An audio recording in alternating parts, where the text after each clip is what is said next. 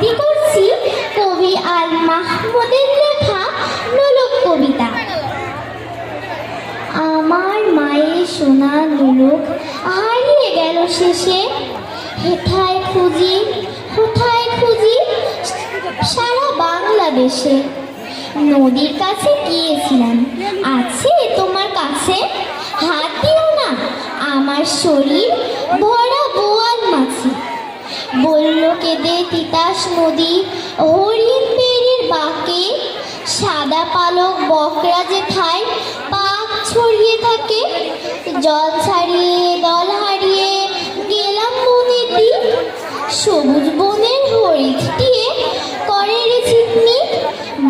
বনের কাছে এই মিনতি, ফিরিয়ে দেবে ভাই, আমার মায়ের গয়না নিয়ে ঘরকে যেতে চাই। কোথায় পাবো তোমার মায়ের হারিয়ে যাওয়া ধন? আমরা তো সব পাক পাখালি, বনের সাধারণ। সবুজ চুলে ফুল বিন্দেছি, নোলক পড়ি না তো। ফুলের গন্ধ চাও যদি নাও, হাত পাতো হাত পাতো। বলে পাহাড় দেখায় তাহার আহার ভরা বুক, হাজার হরিণ পাতার ফাঁকে বাকিয়ে রাখে মুখ।